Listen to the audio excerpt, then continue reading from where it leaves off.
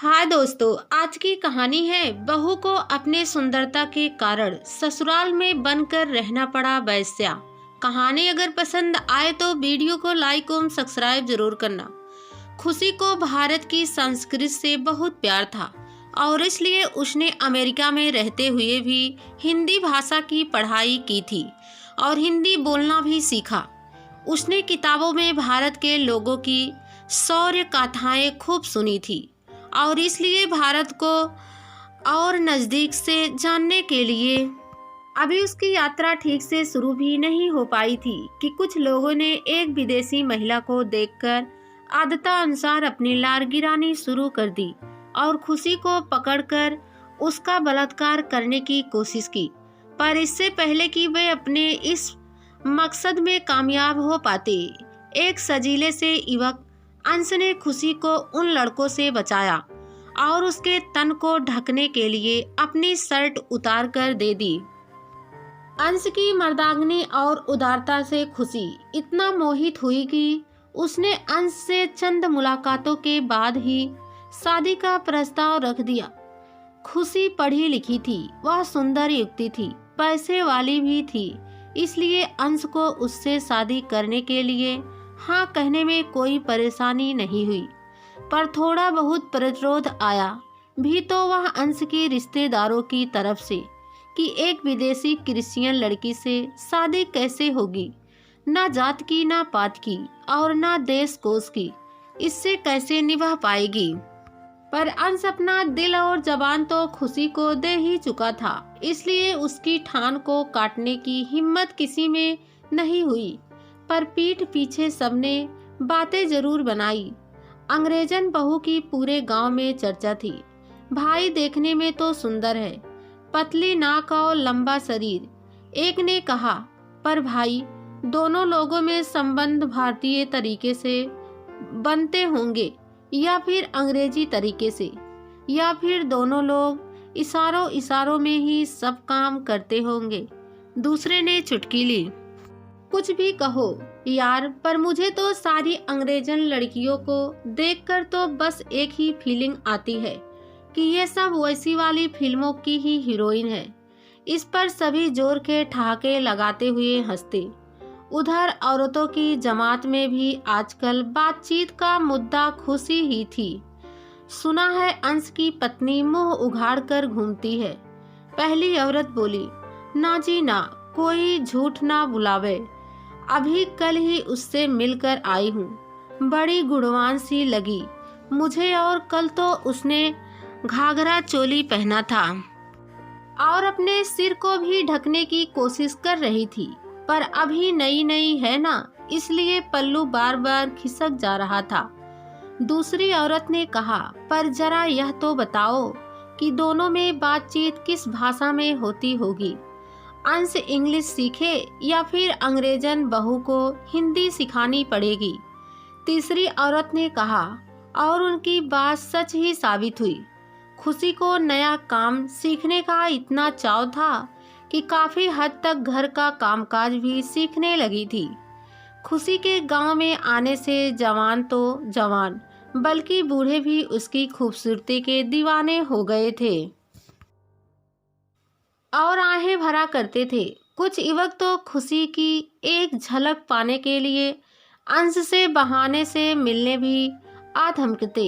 गांव के पुरुषों को लगता था कि एक बिलाती बहू के लिए तो किसी से भी शारीरिक संबंध बना लेना बहुत ही सहज होता है। खुशी के सास ससुर को शुरुआत में तो अपनी बिलाती बहू के साथ आंकड़ा बैठाने में समस्या हुई, पर मन से ना सही ऊपर मन से ही सास खुशी को मानने का नाटक करने ही लगी थी। दूसरों की क्या कही जाए, अंश का चेहरा भाई रमन भी अपने रिश्ते की भाभी पर बुरी नजर लगाए हुए था। अंश और रमन का घर एक दूसरे से कुछ ही दूरी पर था, इसलिए रमन दिन में कई बार आता और बहाने से खुशी के आसपास मरड़ाता। ऐसा करने के पीछे भी उसकी यही मानसिकता थी कि अंग्रेजन तो कई मर्दों से संबंध बना लेती है और इनके लिए पति बदलना माने चादर बदलना होता है। क्या पता कब दांव लग जाए और अपने पति की गैर मौजूदगी में कब खुशी का मूड बन जाए और रमन को उसके साथ अपने जिस्म की आग निकालने का मौका मिल जाए। पर खुशी बेचारी इन सब बातों से अनजान भारत में ही रहकर यहाँ के लोगों को समझ रही थी और रीत रिवाज सीख रही थी। इसे सीखने में एक बड़ी बाधा तब आई जब खुशी को शादी के बाद माहवारी चक्र से गुजरना था। खुशी ने पढ़ रखा था कि इन दिनों में गांव में बहुत ही नियमों का पालन किया जाता है, इसलिए उसने इस बारे में अपनी सास को बता दिया।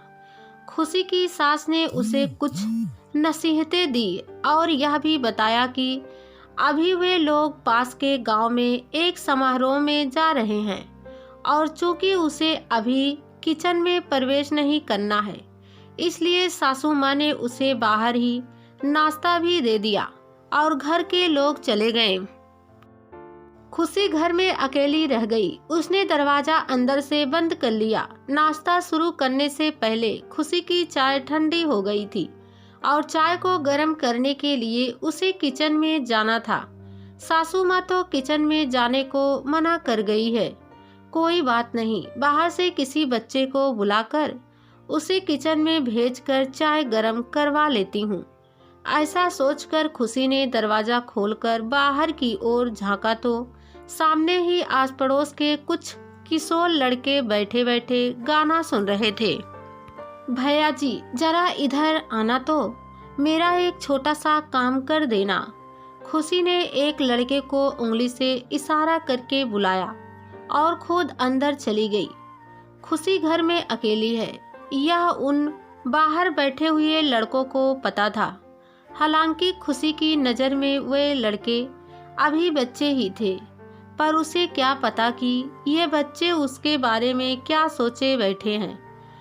अबे भाई तेरी तो लॉटरी लग गई, बिलायती माल घर में अकेली है और तुझे इशारे से बुला रही है, जा मजे लूट। हाँ एक काम जरूर करना दोस्त, उसकी वीडियो जरूर बना लेना, एक ने कहा। मन में ढेर सारी कामुक कल्पनाएं लेकर वह किशोर लड़का अंदर आया तो खुशी ने निर्छल भाव से उससे चाय गर्म कर देने को कहा। लड़का मन ही मन खुश हुआ और उसने सोचा कि यह तो हसीनाओं के अंदाज होते हैं। उसने चाय गर्म करके खुशी को प्याली पकड़ाई और उसकी उंगलियों को छूने का उपक्रम करते हुए उसके सीने को जोर से भींच लिया। इस बदतमीजी से खुशी चौंक उठी और गुस्से में भर उठी। एक जोरदार तमाचा उसने उस लड़के के गाल पर रसीद दिए।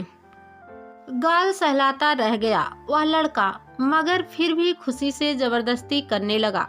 खुशी ने उसे धक्का दे दिया। तभी इतने में अंश खेतों पर से वापस आ गया। खुशी जाकर उससे लिपट गई और कहने लगी कि यह लड़का उसे छेड़ रहा है। इससे पहले कि सारा माजरा अंश की समझ में आ पाता, नीचे गिरा हुआ लड़का जोर से खुशी की तरफ मुंह करके चिल्लाने लगा। पहले तो इशारे से बुलवाती हो और जब कोई पीछे से आ जाता है तो छेड़ने का आरोप लगाती हो। अरे वाह रे चिड़िया चरित्र। वह लड़का चीखते हुए बोला, अंश इसका भरोसा नहीं करना, यह गंदी नीयत डाल रहा था मुझ पर, मेरा भरोसा करो। खुशी की बात पर अंश को पूरा भरोसा था, इसलिए उसने तुरंत ही उस लड़के के कॉलर पकड़े और धक्का देते हुए दरवाजे तक ले आया।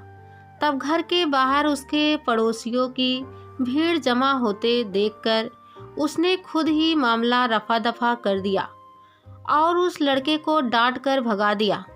उस दिन की घटना के बारे में भले ही लोग पीठ पीछे बातें करते रहे, पर सामने कोई कुछ नहीं कह सका।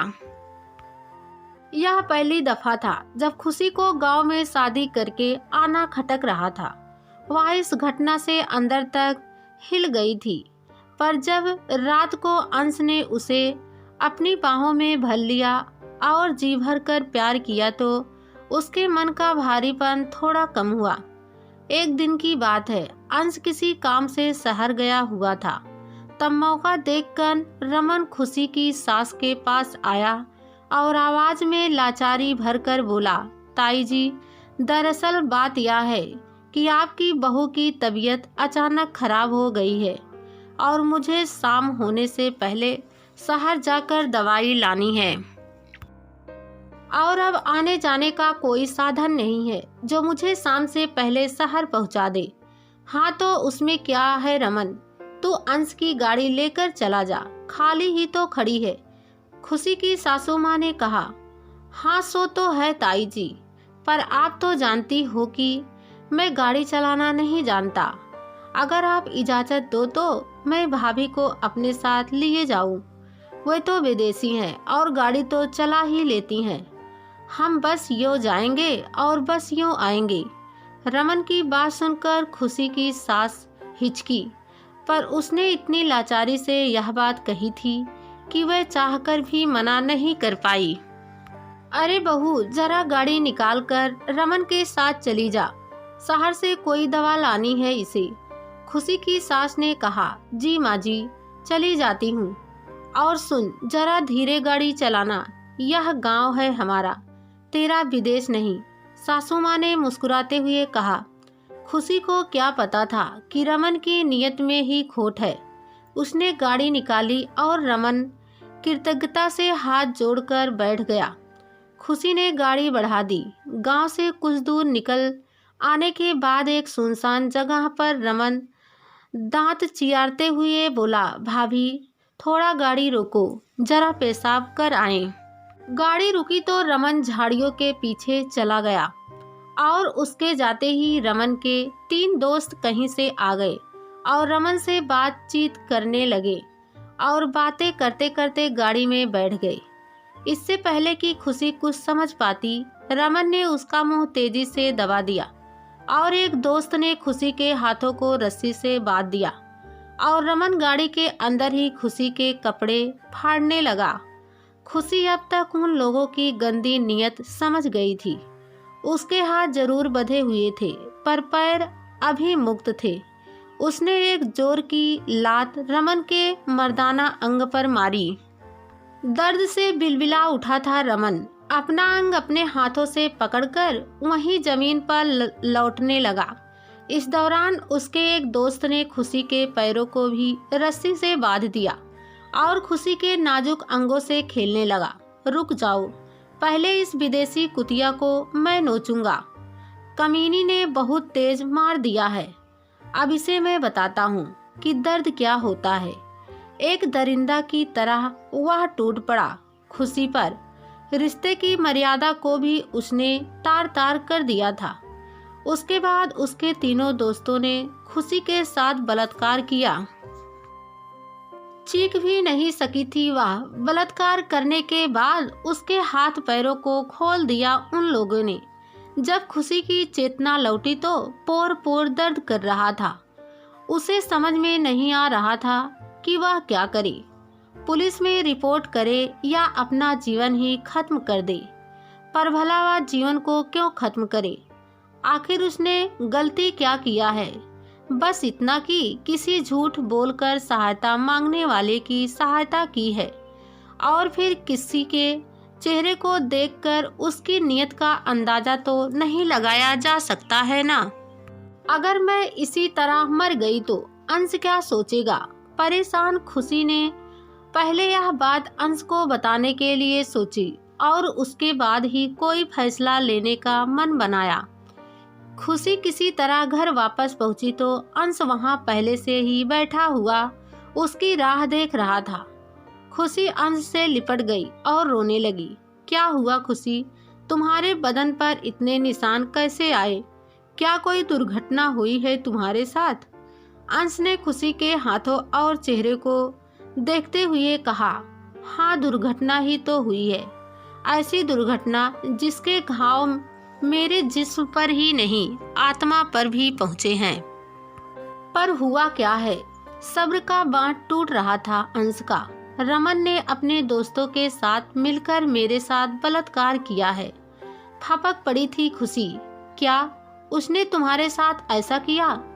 मैं रमन को ऐसी सजा दूंगा कि उसकी पुश्तें भी कांप उठेंगी। मैं उसको जिंदा नहीं छोड़ूंगा। अंश ने रिवॉल्वर पर मुट्ठी कसी, कुछ कदम तेजी से बढ़ाए और फिर अचानक खुशी की तरफ पलटा और बोला, वैसे एक बात मुझे समझ नहीं आती कि जब से मैंने तुम्हें जाना है तब से तुम्हारे साथ कोई ना कोई छेड़छाड़ होती ही रहती है। कहीं कोई तुम्हें देखकर घर में घुसता है और कहीं कोई तुम्हारे साथ गैंग रेप करता है। आखिर अपनी गाड़ी चलाकर तुम क्यों गई थी रमन को लेकर? सवाल तो तुम पर भी उठ सकता है ना। अंश के मुंह से निकले ये शब्द उसे बाणों की तरह लग रहे थे। कुछ भी न कह सकी खुशी, आंसुओं में टूट गई थी वह और अपने कमरे की तरफ भाग गई थी। अगले दिन खुशी पूरे घर में कहीं नहीं थी, अलबत्ता उसके बिस्तर पर एक कागज रखा जरूर मिला। कागज में लिखा था, मेरे अंश, मैं जब से भारत आई सबने मेरी देह को ही देखा और सबने मेरी देह को ही भोगना चाहा। कहीं किसी ने कुहनी मारी तो किसी ने पीछे से धक्का मारा। तुम्हारी आंखों में पहली बार मुझे सच्चा प्रेम दिखा तो मैंने तुमसे ब्याह रचाया, पर अब मुझ पर तुम्हारा विश्वास भी डगमगा रहा है। माना कि मैं यहाँ के लिए विदेशी हूँ, मगर इसका मतलब यह तो नहीं कि मैं सबके साथ सो सकती हूँ। क्या सब लोग मुझे एक वेश्या भर समझते हैं? मेरे जाने के बाद मुझे ढूंढने की कोशिश मत करना, क्योंकि मैं अपने घर वापस जा रही हूँ। मैं तो यहाँ की संस्कृति के बारे में जानने और समझने आई थी, पर अब मन भर गया है। अफसोस यह वह भारत नहीं जिसके बारे में मैंने किताबों में पढ़ा था।